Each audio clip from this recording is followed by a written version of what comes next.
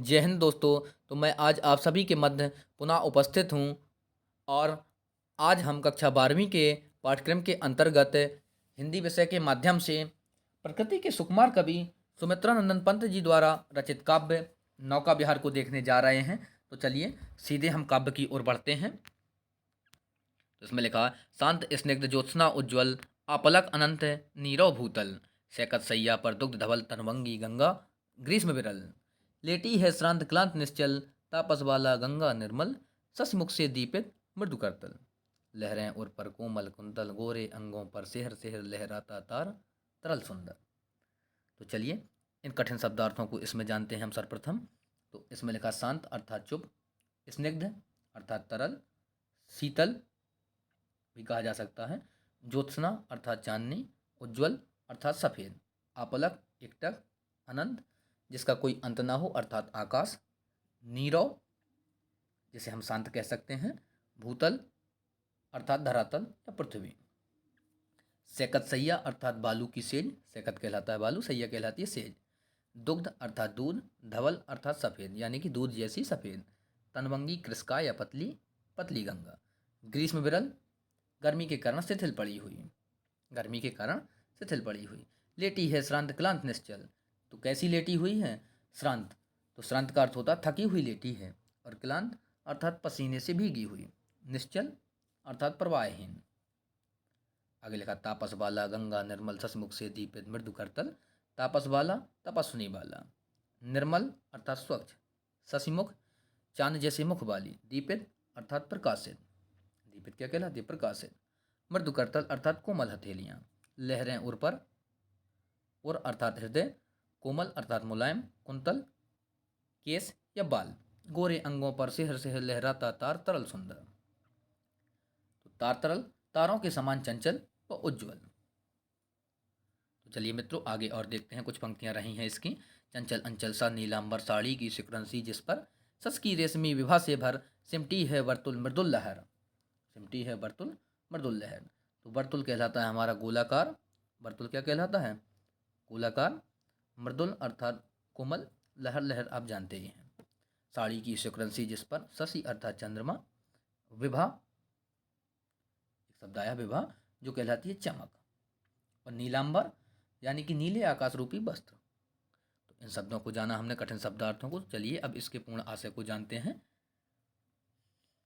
तो निम्न पंक्तियों की व्याख्या करते हुए कवि कहते हैं कि चारों ओर शांत तरल एवं उज्ज्वल चांदनी छिटकी हुई है, आकाश टकटकी बांधे पृथ्वी को देख रहा है, पृथ्वी अत्यधिक शांत एवं शब्द रहित है। ऐसे मनोहर एवं शांत वातावरण में क्षीण धार वाली अर्थात पतली धार वाली गंगा बालू के बीच मंद मंद बहती ऐसी प्रतीत हो रही है मानो कोई छरहरे दुबले पतले शरीर वाली सुंदर युवती दूध जैसी सफ़ेद सैया पर गर्मी से व्याकुल होकर थकी मुरझाई एवं शांत लेटी हुई हो।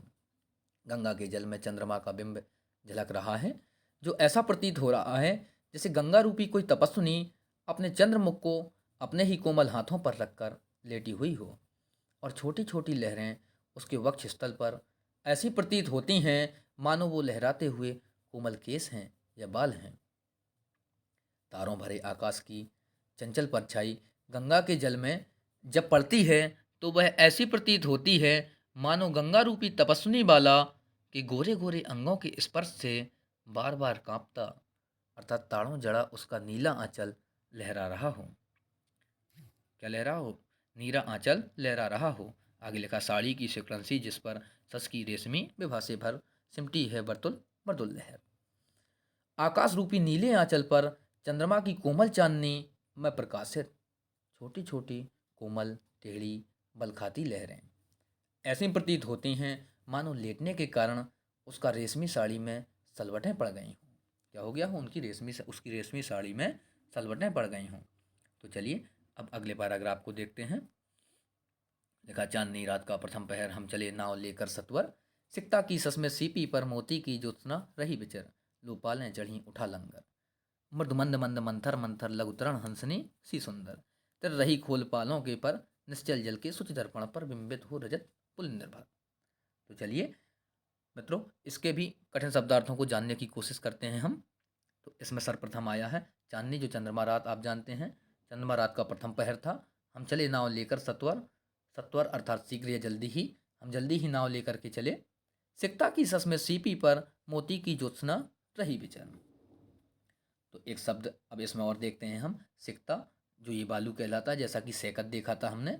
एक शब्द आया सस्मित, मुस्कुराती हुई। सस्मित क्या कहलाता है? मुस्कुराती हुई। पाल जो कहलाती हैं नाव के वेग को बढ़ाने के लिए चादरें लगाई जाती हैं, पालें कहलाती हैं। लंगर अर्थात चप्पू कहा जा सकता है, जो नाव की गति को तेज करने के लिए पानी में डुबोया जाता है। तो चलिए आगे देखते हैं। मंद मंद अर्थात धीमी धीमी। मंद मंद क्या कहलाता है? धीमी धीमी। मंथर धीरे से। लघु छोटी। तरण नाव अर्थात छोटी सी नाव। कैसी हैं? हंसनी सी सुंदर लग रही है। मृदु मंद मंद मंथर मंथर लघु तरण हंसनी सी सुंदर। तो छोटी छोटी नावें अपने लंगरों को उठा करके चल पड़ती हैं, जो कैसी लग रही हैं? हंसनी जैसी सुंदर लग रही हैं। तिर रही अर्थात चल रही। खोल पालों के पर, और अपने पालों रूपे पंखों को खोल करके चल पड़ती हैं। निश्चल जल के शुचि दर्पण पर बिंबित हो रजत पुलिन निर्भर। शुचि एक शब्द आया है अर्थात स्वच्छ या साफ सुथरा। शुचि दर्पण अर्थात साफ सुथरे दर्पण पर। बिंबित अर्थात प्रतिबिंबित होकर। रजत पुलिन एक शब्द आया है रजत पुलिन अर्थात चांद का चमकता हुआ किनारा कहलाता है। तो चलिए कुछ और कठिन शब्दार्थों को देखते हैं आगे। दोहरे ऊंचे लगते क्षण भर। दोहरे ऊंचे लगते क्षण भर। तो चलिए इसके आशय को देखते हैं सीधे। निम्न पंक्तियों के माध्यम से कवि कहना चाहते हैं, कवि पंत जी कहते हैं कि वे चांदनी रात के प्रथम पहर में नौका विहार करने के लिए एक छोटी नाव लेकर तेजी से गंगा में आगे बढ़ जाते हैं। गंगा के तट के सौंदर्य का वर्णन करते हुए वे कहते हैं कि गंगा का तट ऐसा रम्य लग रहा था, ऐसा मनोहारी लग रहा था। कैसा लग रहा है? मनोहारी, कि मानो खुली पड़ी रेतीली सीपी पर चंद्रमा रूपी मोती की चमक यानी चांदनी भ्रमण कर रही हो। ऐसे सुंदर वातावरण में गंगा में खड़ी नावों की पालें नौका विहार के लिए ऊपर चढ़ गई हैं और उन्होंने अपने लंगर उठा लिए हैं। कहने का आशय यह है कि एक साथ अनेक नावें नौका विहार के लिए गंगा तट से खुली हैं। लंगर उठते ही छोटी छोटी नावें अपने पाल रूपी पंख खोलकर सुंदर हंसनियों के समान धीमी धीमी गति से गंगा में तैरने लगीं। गंगा का जल शांत एवं निश्चल है, जो दर्पण के समान शोभायमान है। उस जल रूपी स्वच्छ दर्पण में चांदनी में नहाया रेतीला तट प्रतिबिंबित होकर दोगुने परिणाम प्रकट कर रहा है। तो चलिए मित्रों थोड़ा और आगे देखते हैं। काला काकर का राजभवन सोया जल में निश्चिंत प्रमन पलकों में वैभव स्वप्न सघन। पलकों में वैभव स्वप्न सघन अर्थात गंगा तट पर शोभित काला काकर के राजभवन का प्रतिबिंब गंगा जल में झलक रहा है। ऐसा लग रहा है मानो यह राजभवन गंगा जल रूपी सैया पर निश्चिंत होकर सो रहा है और उसकी झुकी पलकों एवं मन में वैभव रूपी स्वप्न तैर रहे हैं। तो चलिए अब हम पुनः अगले पैराग्राफ की ओर बढ़ते हैं। नौका से उठती जल हिलोर हिल पड़ते नभ के ओर छोर विस्फारित नैनों से निश्चल कुछ खोज रहे चलता रगदल ज्योतित कर नभ का अंतः स्थल जिनके लघुदीपों को चंचल अंचल की ओट किए अविरल फिरती लहरें लुक छिप पल पल सामने शुक्र की छवि झलमल पैरती परीसी जल में कल। तो चलिए इनके कठिन शब्दार्थों को देखते हैं मित्रों। तो लिखा नौका से उठती जल हिलोर। नौका से उठती जल हिलोर। जल हिलोर अर्थात पानी की हिलोर। नौका के कारण क्या उठती हैं? जल हिलोर अर्थात पानी की हिलोरें उठ पड़ती हैं। और आगे लिखा है हिल पड़ते नभ के ओर छोर, जिससे नभ के ओर छोर अर्थात कोने कोने हिल पड़ते हैं। विस्फारित अर्थात खुले हुए नयन। विस्फारित नयन अर्थात खुले हुए नयन। कुछ खोज रहे चल तारक दल। तारक दल अर्थात तारों का समूह। ज्योतित अर्थात प्रकाशित। नभ अर्थात आकाश। अंतःस्थल अर्थात हृदय जिनके लघुदीपों को चंचल। चंचल अर्थात चतुर। अंचल अर्थात आंचल। अंचल क्या कहलाता है? आंचल। ओट ओट कहलाता आड़। अविरल निरंतर या लगातार। फिरती लहरें लुक छिप पल पल। लुक छिप अर्थात लुका छिपी करती हुई। पल पल प्रतिपल। सामने शुक्र की छवि। छवि अर्थात परछाई। झलमल अर्थात झलमलाती हुई। तो चलिए आगे और देखते हैं। रुपहले कचों। कच अर्थात बाल। कच क्या कहलाता है मित्रों? कच कहलाते हैं बाल। ओझल अर्थात छिप जाना। झुक झुक फिर लिखा कि लहरों के घूंघट से झुक झुक दसवीं का शशि निज तिर्यक मुख, तिर्यक अर्थात तिरछा मुख या टेढ़ा मुख, दिखलाता मुग्धा सा रुक रुक, मुग्धा अर्थात रूप आकर्षण देख मुग्ध होने वाली। मुग्धा क्या कहलाती है? रूप और आकर्षण को देख करके मुग्ध होने वाली। तो चलिए अब हम इसको देखते हैं। नौका से उठती जल हिलोर हिल पड़ते नभ के ओर छोर। तो निम्न पंक्तियों के माध्यम से कवि कहना चाहते हैं कि गंगा में नौका विहार करते हुए कवि पंत जी कहते हैं कि नौका चलने के कारण जल में तरंगें उठती हैं, जिसके जल में प्रतिबिंबित आकाश इस छोर से उस छोर तक हिलता हुआ सा प्रतीत होता है। जल में पड़ती तारों की परछाई को देखकर ऐसा आभास होता है कि मानो तारों का दल जल के अंदर के भाग में प्रकाश फैलाकर अपनी आंखें फाड़ फाड़ कर कुछ ढूंढ रहा हो, कुछ देख रहा हो। गंगा में रह रहकर उठने वाली चंचल लहरें भी अपने आंचल की आड़ में तारे रूपी छोटे छोटे जगमगाते दीपों को छुपाकर प्रतिक्षण लुकती छिपती हुई सी प्रतीत होती हैं। कैसे प्रतीत हो रही हैं? जैसे लुक छिप रही हों। तो आगे लिखा, सामने शुक्र की छवि झलमल, पैरती परीसी जल में कल, रुपहले कंचों अर्थात कछों, मैं ही ओझल लहरों के घूंघट से झुक झुक दसवीं का शशि तिर्यक मुख, दिखलाता मुग्धा सा रुक रुक। तो लिखा कि श्वेत चमकती हुई जल तरंगों में उस परछाई के ओझल होने का दृश्य इतना मनोहारी है कि कवि को चांदी से चमकते सुंदर केसों में परी के छिप जाने का आभास होता है। जल में प्रतिबिंबित दसवीं का चांद का तिरछा मुख कभी लहरों की चंचलता में छिप जाता है तो कभी साकार हो उठता है। उसे देख कवि को ऐसा प्रतीत होता है मानो अपने ही रूप यौवन से मुग्ध होकर नायिका अपने मुख को कभी घूंघट में छिपा लेती है तो कभी उससे बाहर करती है। तो चलिए मित्रों, अब अगले पैराग्राफ की ओर बढ़ते हैं। अगली पंक्तियों को देखेंगे हम। अब पहुंची चपला बीज धार, छिप गया चांदनी का कगार, दो बाहों से दूरस्थ तीर, धारा का कृस कोमल शरीर, आलिंगन करने को अधीर, अति दूर क्षितिज पर विटप माल, लगती भ्रू रेखा सी अराल, अपलक नभ नील नयन विशाल, माँ के उर पर शिष्या समीप, सोया धारा में एक दीप। तो चलिए इसके कठिन शब्दार्थों को देखें सर्वप्रथम। तो लिखा है कि अब पहुंची चपला बीज धार, चपला अर्थात नाव, नाव कहाँ पर पहुंच गई है? अब बीज धार में पहुंच गई है। छिप गया चांदनी का कगार, कगार अर्थात किनारा, देसी शब्द है, तो जिससे चांदनी का किनारा क्या हो गया? छिप गया है।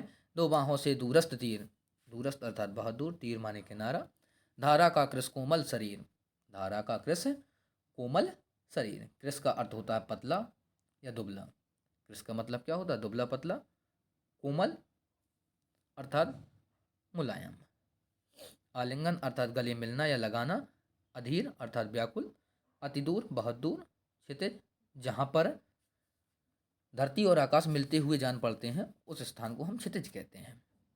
बिटप माल, बिटप अर्थात पेड़, माल माला अर्थात पंक्ति यानी कि पेड़ों की पंक्ति, भ्रूरेखा अर्थात भौहें, अराल अर्थात टेढ़ा, आपलक अर्थात एकटक, नभ आकाश, नीलनयन नीले नयन या नेत्र, विशाल विस्तृत, माँ के ओर पर, शिशु सा समीप सोया धारा में एक दीप, शिशु अर्थात बालक सा, समीप पास में, और हृदय।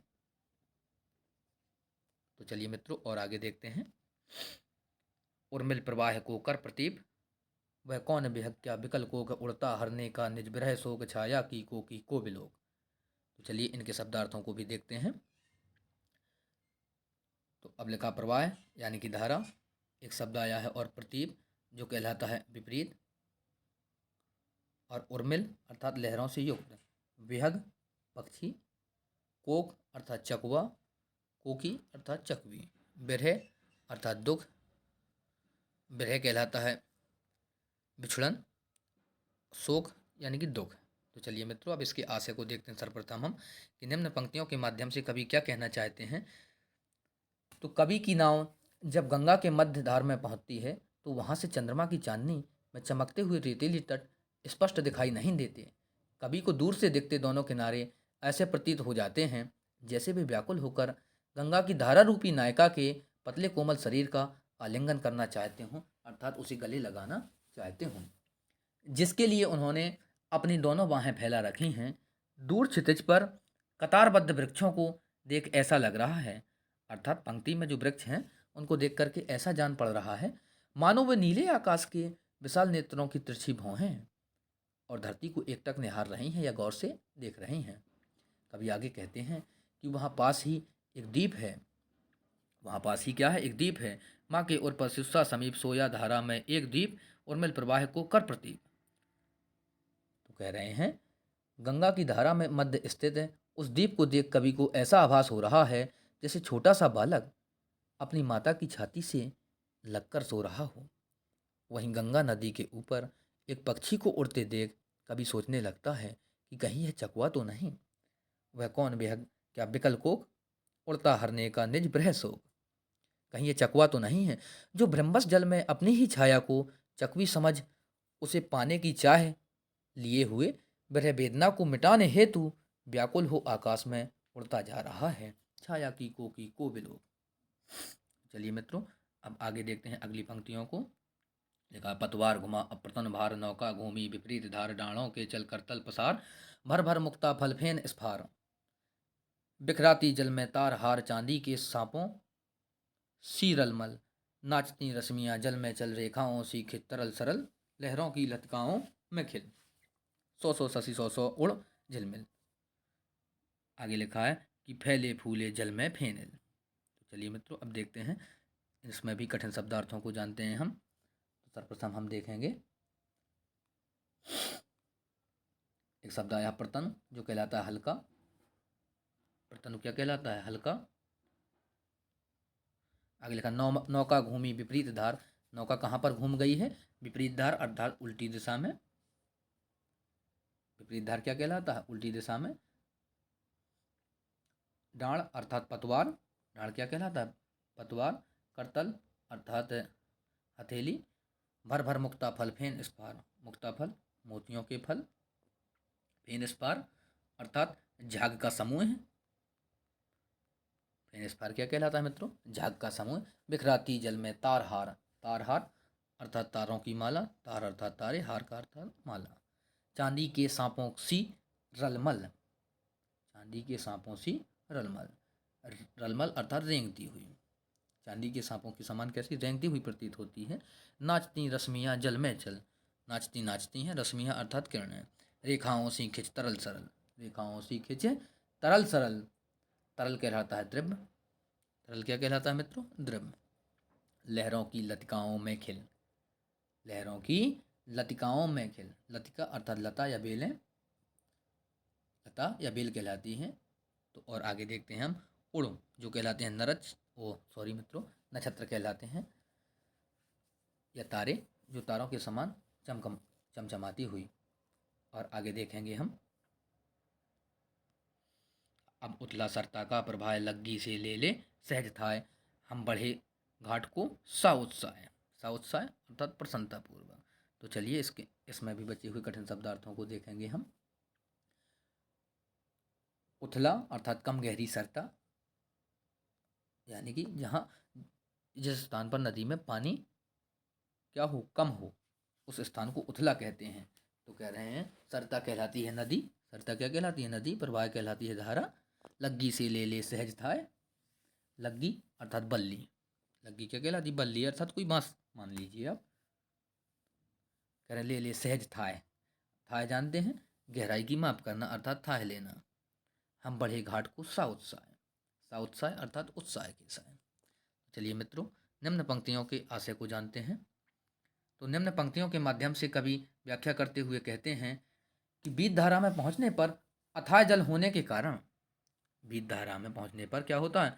पतवार घुमा अप्रतन भार नौका घूमी विपरीत धार। बीत धारा में पहुंचने पर अथाह जल होने के कारण नाव के भार में स्वाभाविक रूप में कमी आ जाती है।